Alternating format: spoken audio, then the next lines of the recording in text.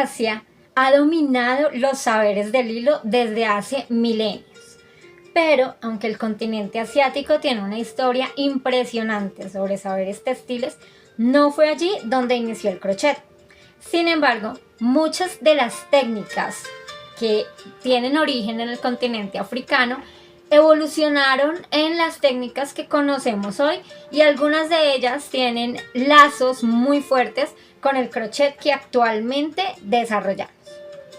Yo soy Sandra, la Guaricha Azul Tejedora, y el día de hoy en el Grimorio Tejeril les invito a que recorramos juntos y juntas los caminos del tejido por el continente asiático. Allí vamos a descubrir técnicas y saberes tan diversos como las rutas comerciales que permitieron que su cultura llegara a cada rincón del planeta. El continente asiático es inmenso, así como sus saberes, su cultura, sus técnicas, y por eso es imposible realizar el video de la historia del tejido en solo uno para el continente asiático. Es por eso que la parte de la historia del tejido en el continente asiático la voy a dividir en 3 videos. Bueno, 3 videos es lo que tengo programado por ahora, pero cada que investigo encuentro más historias. Entonces, por ahora son 3 videos, esperemos que no se alargue. En este primer video nos vamos a enfocar en el Asia Oriental, China, Japón, Mongolia y las Coreas. Y vamos a hablar un poquito sobre la ruta de la seda. En el segundo video vamos a hablar sobre el Asia Meridional, la India, Pakistán, Nepal, Bután, Sri Lanka, Bangladesh y las Maldivas. También hablaremos un poco sobre la ruta de la seda allí. Y en el tercer video nos vamos a enfocar en la Asia Occidental, Central y Septentrional, puntualmente en países como Turquía, Rusia, Irán, Irak y Palestina. De Palestina vamos a hacer una parte especial en la técnica de tatriz, que es una técnica de bordado, no de tejido, pero es una técnica de bordado palestino, puntualmente por resistencia y apoyo con el pueblo y la identidad cultural de Palestina. Y ahora arranquemos con nuestro recorrido por la historia del tejido en el continente asiático. Asia es uno de los lugares donde se han encontrado vestigios de la humanidad desde hace más tiempo, pues incluido África, pero en Asia hemos podido encontrar vestigios de tejidos y de prendas elaboradas por los humanos desde hace bastante tiempo. Uno de ellos es un vestigio que se encontró en China alrededor del año 5000 a.C.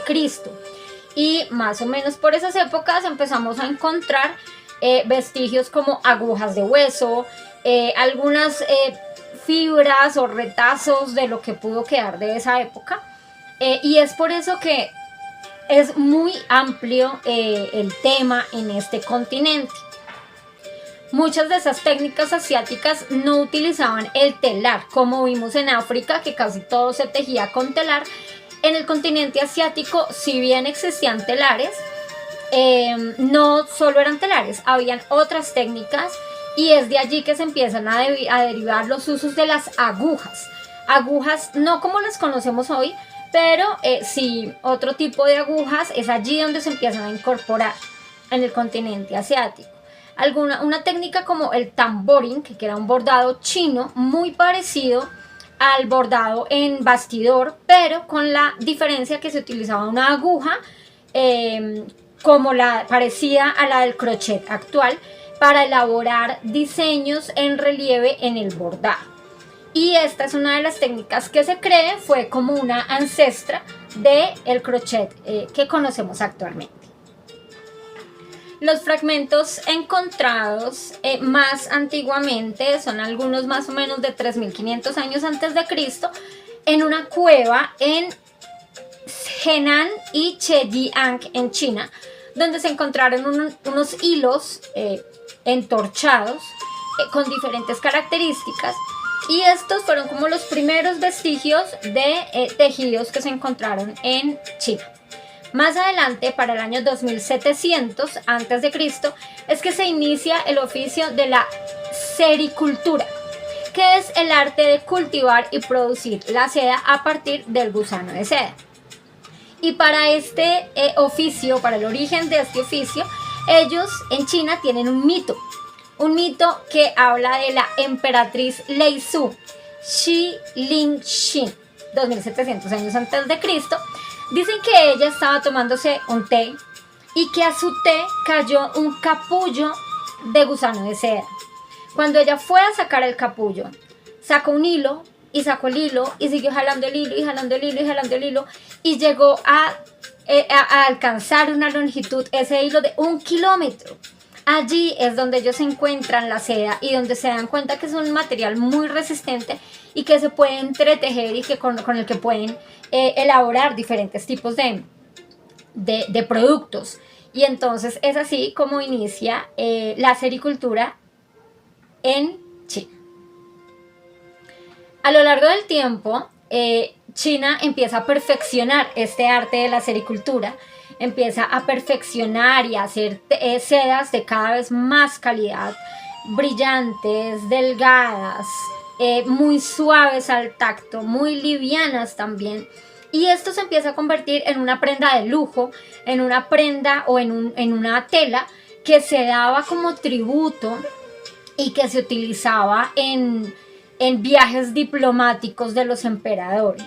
Por lo tanto, la seda viene a ganar un estatus en la sociedad bastante alto y empieza a ser apetecida por los imperios de otros territorios. Es así como en el año 1600 a.C., durante la dinastía Shang, se prohíbe con castigo de muerte a que se revele los secretos de la sericultura.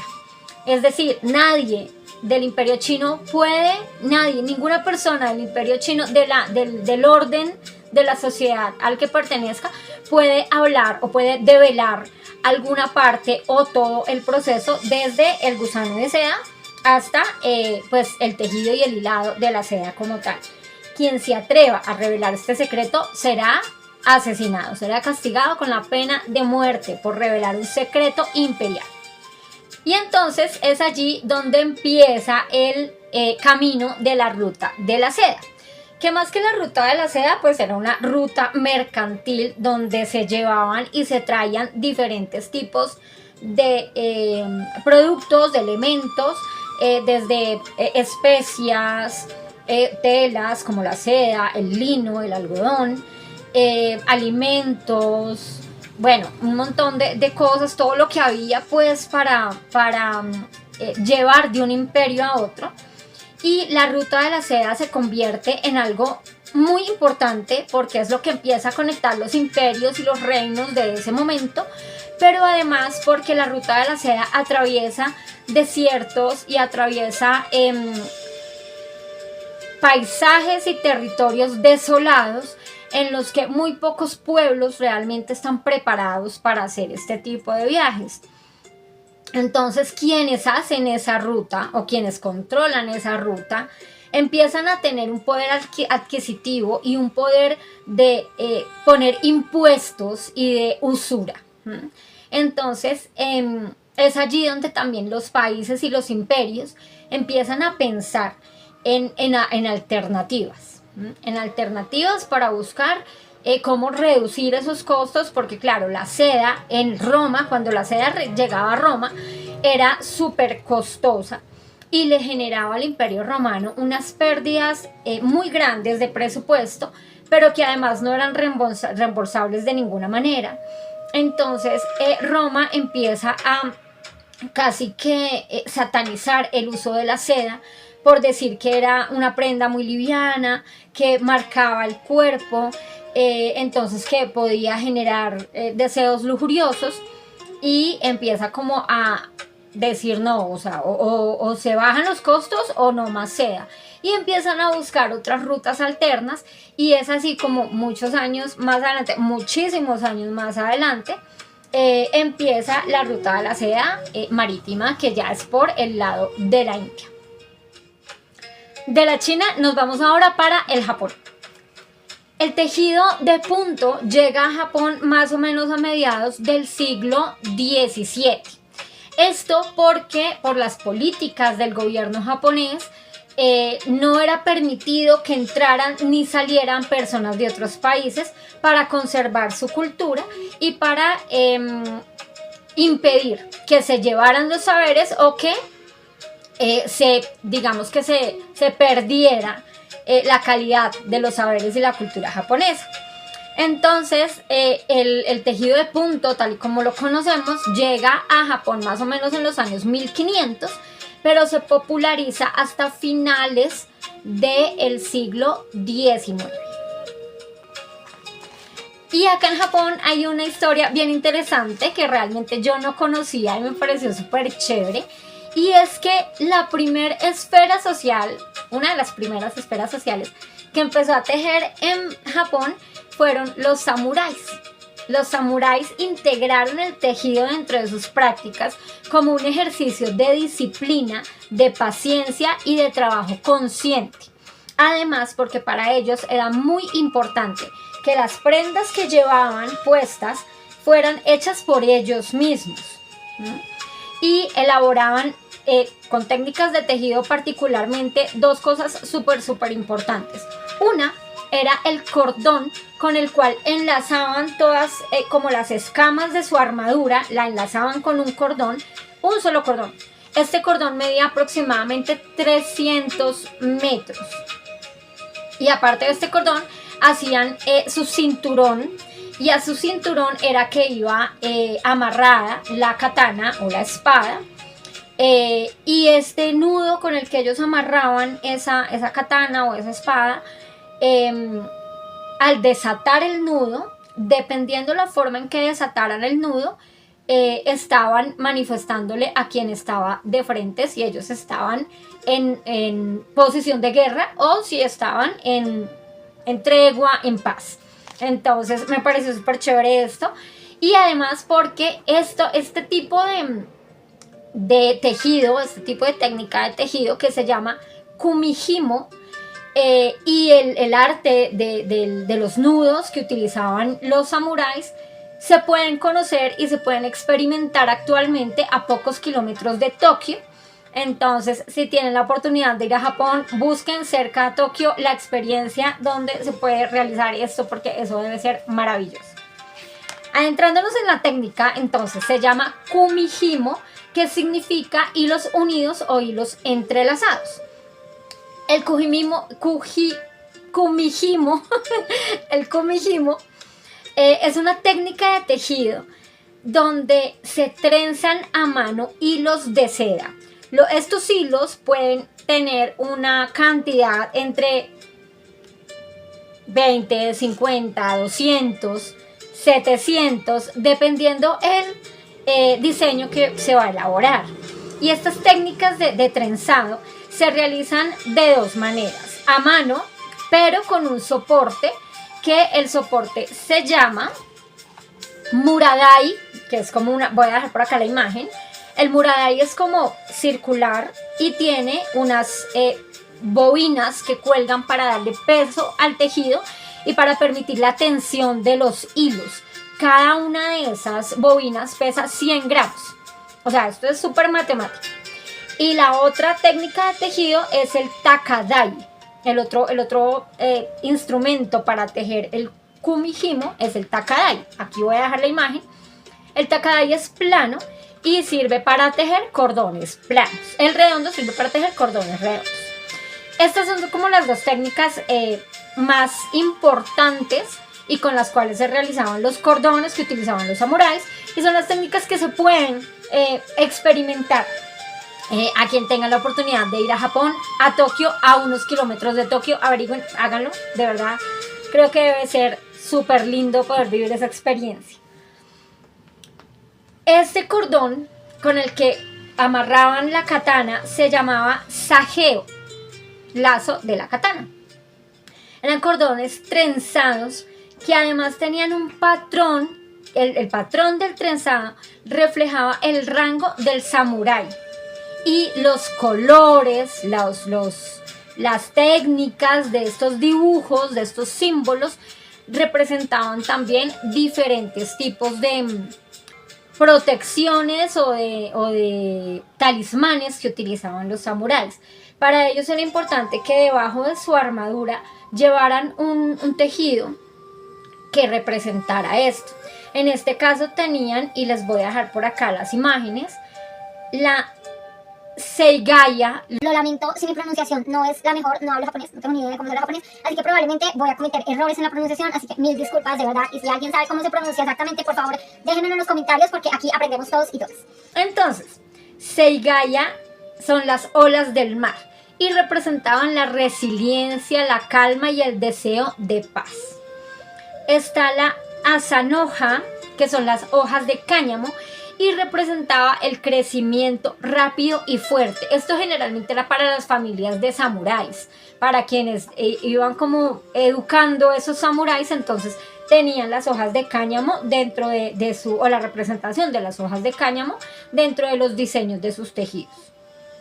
Y está el tomoe, que representan remolinos, y esta es una representación bastante importante porque representa al dios sintoísta de la guerra, y era lo que atraía a los samuráis, a los guerreros samuráis, la valentía y la fuerza. Entonces era un símbolo, remolinos, pues que se utilizaba un montón en la indumentaria de los samuráis. Ya en el periodo Edo se integra la Ayadash, no sé cómo se pronuncia, Ayadash, que es la técnica de incluir en los tejidos patrones, figuras y letras para pues incrementar más el diseño y el poder de las prendas tejidas en esta técnica del kumihimo. Actualmente pues en Japón se ha movido mucho el tema del amigurumi. Originalmente está en Japón. Del amigurumi creo que pues no me voy a extender acá mucho porque creo que hay bastante conocimiento, pero bueno, el amigurumi es básicamente la técnica de tejido en tercera dimensión que permite hacer muñecos con volumen y que se le da a los niños y a las niñas en la etapa pues como de infancia, de pasar de la preinfancia a la infancia, y no tienen boca porque son guardianes de sentimientos, secretos, dudas y sueños de los niños y las niñas de quien los recibe, son compañeros, son objetos de apego. Y pues originalmente la estética del amigurumi es una estética kawaii, que quiere decir que son de rasgos muy asemejados a los de un bebé, cabezas grandes, ojos muy grandes y muy expresivos, y muy tiernos. Claramente la expansión de la cultura japonesa que se dio alrededor del mundo más o menos en los años 80 y 90 con el anime, pues ha hecho que el amigurumi se transforme y que el amigurumi empiece como a captar ideas de un montón de culturas. Entonces empieza también a diversificarse, y dentro del amigurumi pues ya podemos encontrar diferentes tipos de estéticas de amigurumi, de técnicas dentro del mismo amigurumi, de diversidad de patrones, de materiales, de mezclas de técnicas para realizar diseños, sobre todo como de personajes fantásticos y este tipo de personajes que no son como el antropomorfo normal. Entonces, bueno, esta es como otra de las técnicas japonesas así por excelencia, y creo que es el que todos y todas conocemos ahorita como super boom.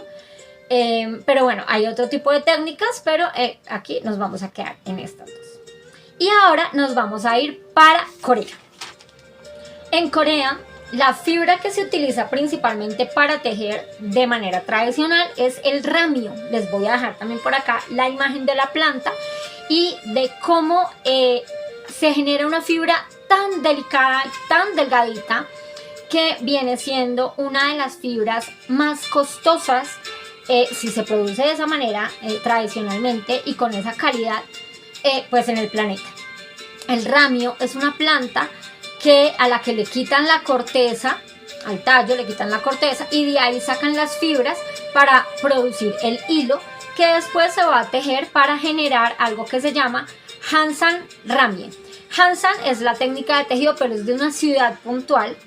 en la cual ellos hacen este tipo de telas y parecen velos. Les voy a dejar imágenes por acá. Realmente es súper delicado, es súper lindo y además es semitransparente. Entonces en las prendas daba una imagen o una apariencia de finura, de elegancia, de clase y de algo de misticismo. Esta técnica del Hanson Ramie se utilizaba para la vestimenta de Corea, que es el hanbok. También les voy a dejar por acá las imágenes. Y el hanbok tenía sus jerarquías dentro de la sociedad según el color y la textura. Entre más fino y entre más limpio, entre más blanco el color, pues era de una esfera más alta de la sociedad. Era más fino, era más elegante, era de más clase. Esta técnica, el Hanson Ramie, fue declarado como Patrimonio Inmaterial de la Humanidad por la UNESCO en el 2011. Así de lindo es, así de importante es y así de preocupado está el gobierno coreano por mantener estos saberes tradicionales vivos, vigentes y cuidados. Más o menos en 1454 se registraron 8 poblaciones en Corea especializadas únicamente, puntualmente, en extraer el hilo del ramio y en elaborar este tipo de técnicas, pero a un nivel súper especializado. Hansan es la ciudad de Corea donde mejor calidad tiene el ramio y se teje en telar. Entonces se genera el hilo, se produce el hilo del tallo de la corteza, del tallo del ramio. Estos hilos se hilan, valga la redundancia, y luego se llevan al telar. En el telar se tejen y se hace la tela, que es súper delgada, súper liviana, que parece un velo, y con este velo se realiza el hanbok, que viene siendo pues la vestimenta de los coreanos en esa época. Este hanbok se teñía únicamente con tinturas vegetales y los colores también empezaban a representar las mujeres, los hombres, la edad, el rango etario, y también empezó a representar fechas especiales dentro de la población de Corea. Para los hombres y las mujeres el hanbok constaba de 2 piezas. La parte superior para las mujeres se llamaba jeogori, que traduce chaqueta. Igual para los hombres, jeogori. La falda para las mujeres se llamaba chima y los pantalones para los caballeros se llaman baji. Pero además los caballeros, por salir más como al tema de las labores en el campo y al aire libre, utilizaban sombreros tejidos con crin de caballo. Por acá les voy a dejar también las imágenes para que tengan un poco en referencia cómo es este tipo de tejido y este tipo de prendas elaboradas a partir de estas técnicas. Durante el periodo de la colonización japonesa en Corea, que fue de 1910 a 1945, el uso de las prendas blancas, totalmente blancas, se convirtió en un símbolo de resistencia. No querían utilizar patrones o colores o prendas que llevaran diseños de estilo japonés, entonces optaron por utilizar sus prendas totalmente blancas y para el imperio japonés eran nombrados de manera despectiva un tanto, pero también fueron reconocidos de esa manera como el pueblo de la gente de blanco, el pueblo que viste de blanco. Y esta fue como su forma de resistencia. Me parece súper chévere también tener en cuenta esas formas de resistencia que desde el tejido y desde las artes textiles pues se han tenido desde los pueblos. Esta es una de ellas. Actualmente el gobierno se ha preocupado por rescatar estos saberes ancestrales y tradicionales y han creado un evento de moda que se llama Hanbok Wave. Allí diseñadores contemporáneos utilizan con los saberes ancestrales y con artesanos y artesanas de Corea la elaboración del Hansan y elaboran pues prendas y hacen colaboraciones con artistas del K-pop o de los K-dramas para que estas prendas sigan vigentes en la sociedad actual, para que por medio de la cultura del K-pop o del K-drama, pues estas prendas estén en pasarela, estén allá visibles como super top y que no se pierda y que no se desarraigue de las nuevas generaciones. Entonces también me parece súper chévere tener en cuenta qué hacen los gobiernos actuales y qué hacen las instituciones para mantener vivos estos saberes ancestrales que son tan importantes y que no se nos pueden perder. Ahora nos vamos para Mongolia. Mongolia es el principal productor del cachemir. Para quienes somos tejedoras, tenemos en nuestra cabeza el cachemir como una lana muy fina que además, bueno, para quienes saben de pronto de moda y de confección, el cachemir es una lana que es de muy buena durabilidad, de excelente calidad, súper suave y que además es excelente para los climas fríos. Y Mongolia es el principal productor de cachemir, pero además de ser el principal productor, es el productor de más alta calidad de cachemir en el planeta. Y esto lo han logrado debido a que se han preocupado y se han esforzado por mantener las tradiciones y las técnicas de producción de esta lana cachemir desde hace 2000 años y no la han cambiado y la mantienen y se cuidan y están transmitiendo los saberes de generación en generación. Además, porque el 40% de la población en Mongolia es población nómada y población que pastorea las ovejas. Mucha población en Mongolia se dedica a este tema del cachemir. ¿Qué es el cachemir? Básicamente es la lana del pelo, como del subpelo de la cabra, ¿no? Y es de una calidad grandiosa, pero tiene unas particularidades que pues hacen que sea de esto. Primero, pues el cuidado de las ovejas y de las cabras que hacen en Mongolia. Estuve mirando varios videos y ellos y ellas allá se preocupan mucho porque el tema del pastoreo sea siempre en pastos frescos, que las sabanas o las llanuras donde pues el rebaño va a pastar se esté renovando continuamente, y por eso son poblaciones nómadas, porque van buscando pastos frescos para que las ovejas o las cabras pues se alimenten continuamente de hierba fresca, y esto permita también que pues su bienestar genere una pues lana de mayor calidad.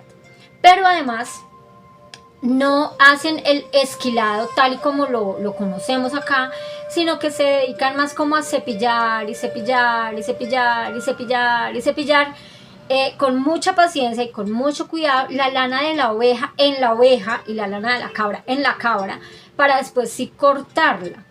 Y esto hace que ya cuando la van a urdir, ya cuando la van a empezar a hilar, pues la lana ya esté mucho más suavecita y lo haya hecho desde la misma ovejita o de la misma cabrita. Entonces esto hace que el proceso se haga, digámoslo así, pues más amigable con los animalitos, más desde el amor y el cuidado a los animalitos. Bueno, supongo que no en todo lado es así, supongo que habrá industria súper agresiva, y supongo que habrá pues en cierta forma, en alguna medida, maltrato contra los animalitos. Esperemos que no, pero hasta lo que he encontrado es eso, que son como muy cuidadosos, muy amorosos con el cuidado de sus animalitos, tanto en la alimentación como en el cepillado de la lana. Ya cuando ellos retiran la lanita de las ovejitas, las cabras e incluso los yaks, porque también tienen yaks, esta lana la empiezan a urdir y la empiezan a organizar, a lavar y a organizar por medio del afieltrado. Y este afieltrado, ellos hacen capas de afieltrado y las ponen unas sobre otras, las envuelven, las apretan, las humedecen, luego las ponen al sol, las humedecen, las ponen al sol, y esto va generando una solidez muy grande de la fibra, de la tela. Esto no es para el cachemir, esto lo utilizan para los, ya les digo cómo se llaman, para la jer o la yurta mongola. Para la jer o la yurta de Mongolia, que es que la vivienda con la que ellos llevan a cuestas y arman donde llegan a pastorear. Es como una tela muy grande, es una vivienda circular portátil que resiste los vientos, las estepas mongolas y permite que las familias se protejan del frío y que pues es muy liviana y muy fácil de llevar y traer pues en sus travesías nómadas. La vestimenta entre hombres y mujeres se diferenciaba principalmente en la ornamentación del vestido, en los bordados, en los colores, porque básicamente es la misma, una túnica larga, ancha y que lleva una solapa sobre la otra. Esto para permitir el movimiento continuo de las poblaciones nómadas en Mongolia y para permitir cubrirse de los vientos y del frío. Entonces por eso, prendas largas, túnicas largas y de una solapa muy grande. Ya variaba entonces el color y la ornamentación con bordados, con diferentes diseños, y además en que en las mujeres era más larga la túnica y más larga las mangas. Además utilizaban sombreros y cuellos muy altos para protegerse pues precisamente del viento y del frío en las llanuras, porque pues estaban todo el tiempo pastoreando y desplazándose de un lugar a otro. Entonces vivían pues en campo abierto continuamente y por eso era muy importante desarrollar estas técnicas de hilado, de tejido. Tejían en telar también, entonces tenían ahí como todo el combo montado desde la ovejita hasta su casa hecha pues desde la fieltral. A lo largo de los años, evidentemente, pues se ha incluido la maquinaria industrial en el tema, sobre todo del hilado para generar la lana, en la elaboración del cachemir en Mongolia. Pero se han preocupado mucho de mantener el cuidado de las ovejas, el pastoreo, las tradiciones nómadas, tal como eran hace miles de años. Y esto principalmente para mantener la calidad, la belleza y la importancia de ese valor agregado de un saber artesanal pues con el que se elabora el cachemir y esto también. Entonces el gobierno ha implementado estrategias como el pastoreo rotacional, la gestión de rebaños y la restauración de pastizales, con el fin pues de que se mantengan los saberes ancestrales y los cuidados que han tenido por generaciones tal cual como eran antes. Y además debido a la gran demanda del cachemir mongol, pues se ha fortalecido al artesano, a la artesana, a los pastores, para que aprendan a valorar su producto, su trabajo y reciban pagos justos por su trabajo. Y esto manteniendo pues la tradición y desarrollando plantas de procesamiento locales, donde los artesanos, las artesanas y los pastores pues pueden trabajar en comunidad con un apoyo gubernamental sin necesidad de tener una planta propia, porque son nómadas, entonces no pueden estar en un mismo lugar todo el tiempo, pero sí hay unas plantas de desarrollo, de procesamiento, que el gobierno facilita para que se pueda hacer esta gestión. Y dentro de las otras técnicas que encontré de bordado de los vestidos mongoles, está una que se llama Le de Ye Suni Kadgamal. No sé si se pronuncia así, les voy a dejar por aquí el nombre y por acá una imagen. Y esta es una técnica de bordado en Mongolia, con la cual se utiliza una aguja como la que conocemos de crochet, una aguja de ganchillo, para crear diseños de relieve en las túnicas. Entonces es como lo más parecido al crochet que trabajamos ahorita. Es esta técnica de bordado que voy a dejar el nombre por acá porque no tengo ni idea cómo se pronuncia.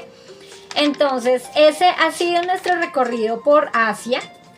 De verdad, mil gracias por acompañarme en este video.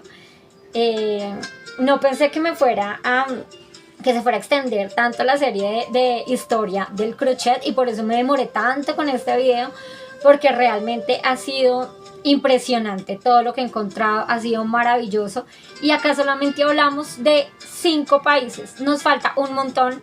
Así que guaches y guarichas, les espero en el próximo video. Síganme en las redes. Estoy como Guaricha Azul Tejedora, estoy como Nencatacoart Taller Artesanal. Les voy a dejar también por acá las redes para que me sigan. En la caja de descripción del video les voy a dejar links de la biografía, de la bibliografía y de la videografía a la que he accedido para elaborar este video, donde van a encontrar mucha más información, van a poder profundizar además sobre estas técnicas y estos saberes. Les invito entonces para nuestro siguiente video de Asia. Y bueno, a ustedes mil y mil gracias, de verdad, esto es maravilloso. La historia del tejido crece y crece y crece, y cada que uno se va entrando encuentra más cosas lindas, más técnicas lindas. Bueno, y una cultura súper enriquecedora que ojalá podamos aprender cada vez más. Muchas gracias, abrazos fuertes, bonitas energías. Yo soy Sandra, la Guaricha Azul Tejedora, y nos vemos en un próximo capítulo de mi Grimorio Tejeril. Bye.